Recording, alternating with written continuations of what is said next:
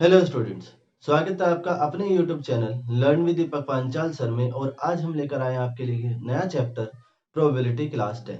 तो चलिए शुरू करते हैं। और फर्स्ट हेडिंग है हमारा प्रोबेबिलिटी। प्रोबेबिलिटी का मतलब होता है चांस, ठीक है, कि कोई भी इवेंट होगा या नहीं होगा उसके कितने चांस है। जैसे कि मान लीजिए आज बारिश होगी या नहीं होगी। आप एक डाइस को थ्रो करते हैं तो आप ये चाह रहे हैं कि उसमें 1 आ जाए, लेकिन आप चाह रहे हैं 1 आ जाए, आ जाए जो आ जाता है 6 या 4 या 5, ठीक है। तो 1 आएगा या नहीं आएगा ये चांस है कि आ भी सकता है नहीं भी। आज बारिश होगी या नहीं होगी ये भी एक चांस है। तो जो भी जहां पर हम चीजों की संभावनाओं को बताते हैं कि चीजें हो भी सकती हैं या नहीं हो सकती, वहीं पर हम यूज करते हैं प्रोबेबिलिटी। अब इसकी कुछ स्पेसिफिक टर्मिनोलॉजी है, कुछ टर्म्स हैं, चलिए उन्हें समझ लेते हैं। और सबसे पहले इसमें बेटा आपका आएगा एक्सपेरिमेंट। एक्सपेरिमेंट, ठीक है। अब क्या होता है एक्सपेरिमेंट? एक्सपेरिमेंट जिसके हमारे पास कुछ वेल डिफाइंड आउटकम होंगे। अब ये वेल डिफाइंड क्या है?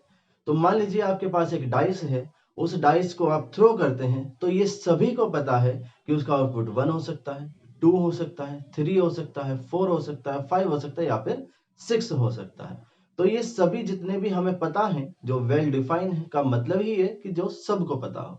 तो ऐसे आउटकम जो वेल डिफाइन होंगे, जो सभी को पता है, जब हम ऐसा कुछ भी प्रोसेस परफॉर्म करते हैं तो उसी को हम कह देते हैं एक्सपेरिमेंट। क्लियर है? इसके बाद नेक्स्ट है आपका रैंडम एक्सपेरिमेंट। रैंडम एक्सपेरिमेंट, ठीक है।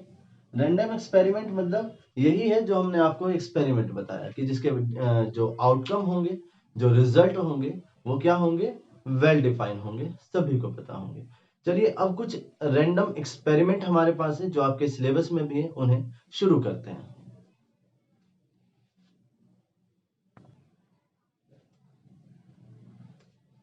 चलिए बेटा देखते हैं सम रैंडम एक्सपेरिमेंट। तो क्या क्या हमारे पास कुछ एक्सपेरिमेंट है। जैसे नंबर 1 है आपका tossing a coin. Tossing a coin, ठीक है। जब आप ये कॉइन को टॉस करते हैं तो उसमें क्या क्या एक्सपेरिमेंट जो हम कर रहे हैं उसमें क्या क्या आउटकम आएंगे। जैसे कॉइन को हमने टॉस करा तो 2 ही आउटकम हो सकते हैं, या तो हेड आएगा या तो टेल आएगा, ठीक है। तो यहां पर इसके जो आउटकम्स होंगे, आउटकम्स, आउटकम्स क्या है? उसे आप रिजल्ट भी कह सकते हैं, ठीक है। आउटकम्स या फिर रिजल्ट क्या क्या हो सकते हैं? उसमें हेड हो सकता है जिसे हम यहाँ पर एच से डिनोट करेंगे। उसके अंदर टेल हो सकता है जिसे हम कैपिटल टी से डिनोट करेंगे। और जब जो भी हमारे मैक्सिमम जो आउटकम्स हैं उन सबको आप एक ग्रुप बना के रखते हैं तो उसे उसका सैंपल स्पेस कहते हैं, ठीक है। तो अगर आपसे पूछा जाए कि इसका सैंपल स्पेस क्या होगा, सैंपल स्पेस जिसे आप कैपिटल एस से डिनोट करेंगे, तो आप कर्ली ब्रैकेट बनाएंगे, उसके अंदर एच लिखेंगे, टी लिखेंगे, और ये इसका सैंपल स्पेस होगा। Sample space means group of all outcomes. जितने भी हमारे पॉसिबल आउटकम्स हैं उन सबका जब आप ग्रुप बना लेते हैं तो यही आपका हो जाएगा सैंपल स्पेस, ठीक है। इसी में अगर मान लीजिए आप 2 कॉइन को टॉस करते हैं, ठीक है, टॉसिंग 2 कॉइन्स। अगर आप 2 कॉइन्स को टॉस करते हैं, ध्यान रखिएगा या तो आप एक ही कॉइन को 2 बार टॉस करें या 2 कॉइन को एक बार टॉस करें, बात सेम ही है, ठीक है। तो उसके अंदर हमारा सैंपल स्पेस क्या होगा? आई होप कि अब आप समझ चुके होंगे कि अगर मैं सैंपल स्पेस कह रहा हूं तो इसका क्या मतलब है। मतलब है कि आपके जो मैक्सिमम जो भी पॉसिबल आउटकम्स है वो क्या क्या हो सकते हैं। तो इसका सैंपल स्पेस क्या होगा? सैंपल स्पेस होगा एच एच या एच टी या टी एच या फिर टी टी। अब ये हमें कैसे पता चलेगा कि अगर 2 कॉइन होंगे तो ये 4 ही आउटकम आएंगे? समझिए जरा कि अगर आपके पास एक कॉइन है, ठीक है, इसके पास 2 ही आउटपुट होंगे, या तो टेल होगा या तो हेड होगा, है ना। और जो सेकंड वाली कॉइन है उसके पास भी 2 ही आउटकम होंगे, या तो आपका टेल होगा या तो फिर हेड होगा। जब आप फर्स्ट कॉइन को टॉस करते हैं और सपोज हेड आ जाता है और उसके बाद आप सेकंड कॉइन को टॉस कर रहे हैं, तो सेकंड कॉइन का जो आउटपुट है वो डिपेंड नहीं करता फर्स्ट वाले पे। इसका मतलब कि दोनों के जो आउटपुट होंगे वो एक दूसरे से इंडिपेंडेंट हैं। और जब भी इंडिपेंडेंट इवेंट होंगे बेटा, तो आप दोनों के आउटपुट का मल्टीप्लाई करेंगे, टोटल यहां पर आ जाएगा आपका टोटल आउटकम्स। ठीक है, क्या आएगा? Total outcomes. अब जो भी हमारा यहाँ कॉइन के केस में बता रहे हैं, अगर जो भी हमारे टोटल आउटकम्स आए हैं उसे हाफ कीजिए और उतने टाइम हेड लिख दीजिए। जैसे 4 है उसे हाफ करेंगे तो 2 आएगा, तो आप लिखेंगे एच एच और 2 टाइम टेल लिख देंगे, टेल टेल। फिर 2 का हाफ करेंगे तो 1 आएगा, तो 1 time head 1 time tail, 1 time head 1 time tail. आप देखेंगे कि आपने वो चारों आउटकम जो हमारे पॉसिबल आउटकम्स थे वो आपने लिख दिए हैं बिना किसी गलती के। ठीक है, H H H T T H और टी टी। इसी तरीके से आप कर सकते हैं कि जब हम 3 कॉइन को टॉस करते हैं 1 टाइम, या तो एक बार में 3 कॉइन को टॉस कर लीजिए या 3 कॉइन को एक बार में टॉस कर लीजिए, बात सेम ही आएगी। ठीक है,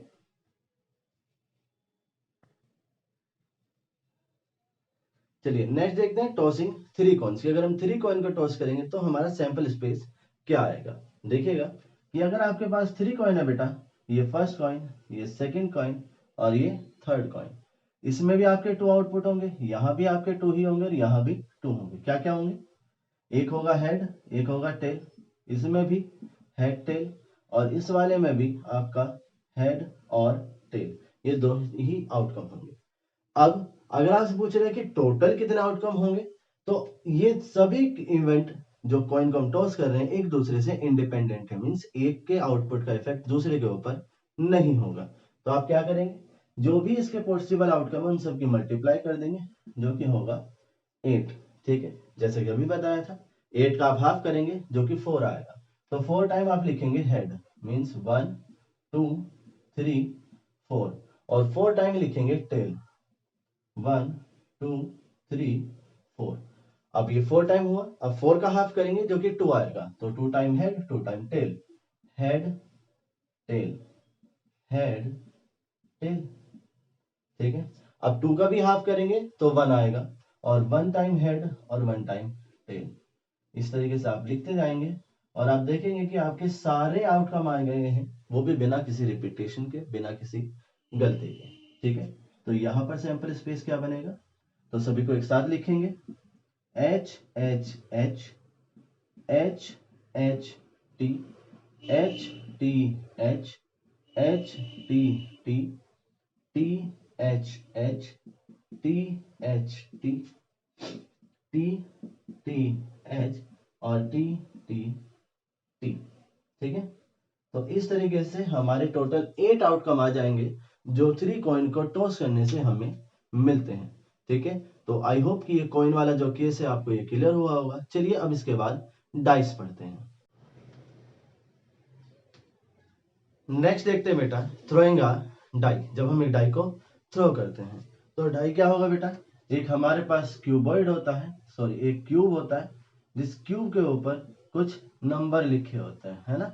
जैसे 1 2 3 4 5 6, इस तरीके से कुछ इसके ऊपर नंबर लिखे होते हैं। तो अगर आपसे पूछा जाए कि जब हम एक डाई को थ्रो करते हैं तो क्या क्या आउटपुट आएंगे, मीन्स उसका सैंपल स्पेस क्या होगा, तो सैंपल स्पेस क्या क्या होगा बेटा? यहाँ हो जाएगा आपका 1 2 3 4 5 और 6। इट मीन्स कि जो टोटल नंबर ऑफ आउटपुट रहेंगे जब हम 1 डाई को थ्रो करते हैं वो कितने होंगे? 6 होंगे। ठीक है, अब ऐसे ही अगर हम 2 डाइस को थ्रो करते हैं, ठीक है, थ्रोइंग 2 डाइस। ठीक है, जब हम 2 डाइस को थ्रो करेंगे तो टोटल हमारे कितने आउटपुट आएंगे? तो बेटा अगर हमारे पास फर्स्ट वाली डाई है, ठीक है, इसके कितने आउटकम हो सकते हैं? तो हमने बताया 6। अगर हमारे पास दूसरे वाली भी डाइस है उसमें भी कितना आउटपुट हो सकते हैं? तो इसके भी होंगे 6। और अभी क्या बताया था कि अगर आप फर्स्ट सपोज सेकंड वाली को जो डाई है उसे थ्रो करते हैं तो उसके भी 6 आउटपुट होंगे, फर्स्ट वाले हैं उसके भी 6 होंगे, और सेकंड वाली डाइस के जो आउटपुट हैं उसके ऊपर फर्स्ट वाली डाइस के आउटपुट का कोई भी इफेक्ट नहीं होगा। इसका मतलब इन दोनों के जो आउटपुट हैं वो एक दूसरे से इंडिपेंडेंट है, और अगर आउटपुट इंडिपेंडेंट है तो टोटल आउटकम के लिए आप क्या करेंगे? इनकी मल्टीप्लाई कर देंगे। तो यहाँ पर जो टोटल आउटकम टू डाइस को थ्रो करने से आएंगे वो टोटल 36 होंगे। अब देखते हैं 36 वो किस तरीके से होंगे। तो सबसे पहले आप 1 से लेकर 6 तक सभी नंबर एक हॉरिजॉन्टल लाइन में और एक वर्टिकल लाइन में लिख देंगे। कैसे देखिएगा, 1 2 3 4 5 6, ऐसे ही 1 2 3 4 5 6। अब इस तरीके से आपने लिख दिया है। अब देखिएगा किस तरीके से, तो यहाँ पर 1 1 1 1 1 1, फिर 1 2 3 4 5 6, यहाँ 2 2 2 2 2 2, फिर 1 2 3 4 5 6, फिर 3 3 3 3 3 3, फिर 1 2 3 4 5 6, फिर 4 4 4 4 4 4, फिर 1 2 3 4 5 6, similarly 5 5 5 5 5 5, फिर 1 2 3 4 5 6, फिर यहाँ 6 6 6 6 6 6, फिर 1 2 3 4 5 6। अब आप इन सभी को जब एक ग्रुप में बनाएंगे तो यही है आपके वो 36 आउटकम जिनकी आपको रिक्वायरमेंट है। ठीक है, यही हमारे 36 आउटकम है। अब ये जो भी हमारे 36 आउटकम है, इसमें आप देख पा रहे हो कुछ नंबर ऐसे भी हैं जो कि सेम है। ठीक है, जैसे 1 1 2 2 3 3 4 4 5 5 और 6 6। इन नंबरों को कहा जाता है, जो दोनों नंबर एक जैसे होते हैं, डुबलेट। ठीक है, DOUBLET, डुबलेट मतलब एक जैसे नंबर। ठीक है, अगर आपसे कहा जाए कि भाई अगर हम 2 डाइस को थ्रो करते हैं तो उसमें डुबलेट आने की प्रोबेबिलिटी क्या होगी, तो आप ये चेक कीजिए कि डुबलेट होते क्या हैं और कितने हो सकते हैं जब हम 2 डाइस को थ्रो करते हैं। तो जब आप 2 डाइस को थ्रो करेंगे तो टोटल हमारे पास 6 डुबलेट हो जाएंगे। ठीक है, 1 1 2 2 3 3 4 4 5 5 6 6।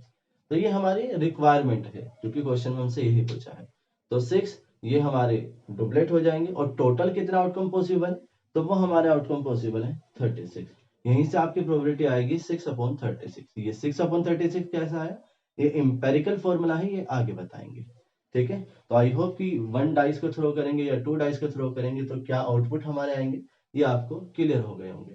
और इसी का अगर आपसे सैंपल स्पेस कहा जाए तो ये चीजें आप कर्ली ब्रैकेट के अंदर लिख देंगे। ठीक है, तो आई होप कि 1 डाइस और 2 डाइस वाला केस आपको क्लियर हो गया होगा। चलिए अब कार्ड्स देख लेते हैं। अब हम कार्ड्स देखते हैं। देखिएगा हमारे पास टोटल 52 कार्ड्स होते हैं और 52 कार्ड का जो ग्रुप है उसे हम कहते हैं डेक। अब जो 52 कार्ड का ग्रुप या फिर एक डेक है उसे हम 13 के ग्रुप में डिवाइड कर लेते हैं, मीन्स सब डिवाइड कर लेते हैं। तो 13 के हम यहाँ पर 4 ग्रुप बना सकते हैं और हर एक ग्रुप को मीन्स 13 कार्ड का जो एक ग्रुप है उसे शूट कहते हैं। इट मीन्स कि 52 कार्ड्स के अंदर हमारे पास 4 शूट होंगे। ठीक है, शूट 1 शूट 2 शूट 3 शूट 4। अब ये 13 के कार्ड किस तरीके से हैं, तो इसमें स्पेड्स, क्लब, हर्ट और डायमंड है। ये इनकी शेप है जो उन कार्ड के ऊपर बनी होती है। स्पेड और क्लब ये दोनों ही ब्लैक कलर के होंगे। इट मीन्स अगर देखा जाए तो 13 और 13 26 मीन्स कि जो हमारे पास ब्लैक कार्ड होंगे वो 26 होंगे। सेम जो हार्ट और डायमंड ये भी दोनों रेड कलर के होंगे। तो अगर देखा जाए तो हमारे पास रेड कलर के जो कार्ड हैं वो टोटल 26 हो जाएंगे। ठीक है, अब जो ये 13 कार्ड्स हैं इसके अंदर कौन कौन से कार्ड होते हैं, तो ये हमारे 13 कार्ड, इसमें पहला होगा हमारा एस, इक्का। ठीक है, जो ए बना होगा कैपिटल वाला। उसके बाद डिजिट वाले नंबर कार्ड होंगे जैसे 2 3 4 5 6 7 8 9 और 10। ठीक है, उसके बाद हमारे पास किंग, क्वीन और जैक। जैक का दूसरा नाम नेव्स भी है, तो ठीक है ध्यान रखिएगा एग्जाम के लिए। किंग, क्वीन और जैक, किंग क्वीन और जैक इन तीनों ही के ऊपर फेस बने होते हैं। फेस होने की वजह से इन्हीं को हम फेस कार्ड भी कह देते हैं। इट मीन्स कि 13 कार्ड का जो हमारे पास एक शूट है उसके अंदर हमारे पास 3 फेस कार्ड हैं। तो अगर आपसे पूछा जाए कि टोटल फेस कार्ड कितने हो जाएंगे बेटा हमारे पास? तो एक शूट में हमारे पास टोटल 3 फेस कार्ड है और टोटल शूट कितने हमारे पास? तो 4 शूट है, 1 2 3 4। तो इस तरह से आपके पास टोटल 12 फेस कार्ड हो जाएंगे। आई होप कि कार्ड की इंफॉर्मेशन भी आपको क्लियर हुई होगी। अगर कोई डाउट है तो आप कमेंट करके जरूर बताएं।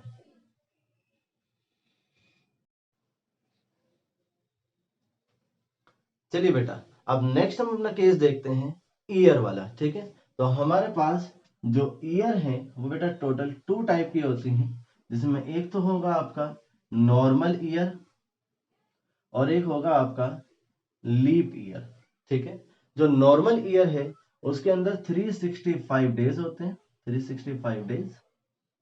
और जो हमारा लीप ईयर है उसमें 366 डेज होते हैं। ठीक है, अगर आपसे कहा जाए कि अगर वीक के फॉर्म में बताएं तो समझिएगा कि वीक मीन्स 7 डेज। ठीक है, तो अगर हम 7 से 365 को डिवाइड करेंगे तो 7 5 जा 35, 1 5 2 14 और 1। इट मीन्स कि अगर हम 365 में देखते हैं तो 52 वीक प्लस 1 डे।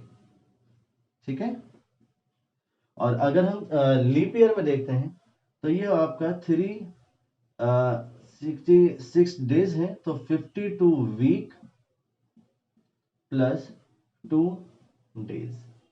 ठीक है, अब जो 52 week means 52 Sunday, 52 Monday, Tuesday, Wednesday, Thursday, Friday, Saturday, सभी दिन हमारे 52 होंगे क्योंकि 52 वीक हैं। लेकिन जो ये 1 डे है ये क्या क्या हो सकता है? तो इन 7 डेज में से ये कोई सा भी हो सकता है ना, 3 4 5 6 7, है ना। इसमें से जैसे संडे या फिर मंडे या ट्यूसडे या वेडनेसडे या थर्सडे या फ्राइडे या फिर सैटरडे, है ना। और जो ये 2 डेज हैं इनमें क्या क्या पॉसिबिलिटी है कि ये जो 2 दिन है ये क्या क्या हो सकते हैं? 3 4 5 6 7। तो यहाँ पर क्या क्या चांस है? हो सकता है ये हमारा संडे और मंडे हो जाए, या फिर मंडे ट्यूसडे हो जाए, या फिर ट्यूसडे और वेडनेसडे हो जाए, या फिर वेडनेसडे और थर्सडे हो जाए, या फिर थर्सडे और फ्राइडे हो जाए, या फिर फ्राइडे और सैटरडे हो जाए, या फिर सैटरडे और संडे हो जाए। ठीक है, तो ये 2 डेज कुछ भी हो सकते हैं। अगर आपसे नॉर्मली कहा जाए कि लीप ईयर होने में हमारे पास टोटल 366 डेज हो जाएंगे, जिसमें 52 वीक और 2 डेज है। 52 वीक मीन्स 52 संडे। लेकिन अगर आपसे कहा जा रहा है कि लीप ईयर में 53 संडे होने की क्या प्रोबेबिलिटी है, इट मीन्स कि 52 संडे तो है ही हमारे पास। इन 2 डेज में से अगर एक डे और हमारा संडे हो जाए तो 53 संडे हो जाएंगे। अब 53 संडे होने में क्या क्या पॉसिबिलिटी है कि जो ये 2 डेज है उनमें से या तो एक संडे और मंडे हो जाए तो 53 संडे हो जाएंगे, या फिर सैटरडे और संडे हो जाए तो भी 53 संडे हो जाएंगे। अगर आपसे कहा जाए लीप ईयर में 53 संडे होने की क्या प्रोबेबिलिटी होगी, तो आप क्या कहेंगे? 2, जो कि हमारे फेवरेबल आउटकम है, divide by total outcome means 7। तो 2/7 लीप ईयर में संडे होने की 53 संडे होने की प्रोबेबिलिटी हो जाएगी। आई होप कि ये नॉर्मल ईयर वाला जो क्वेश्चन है मींस ईयर वाला, ये सारे आपको क्लियर हुए होंगे।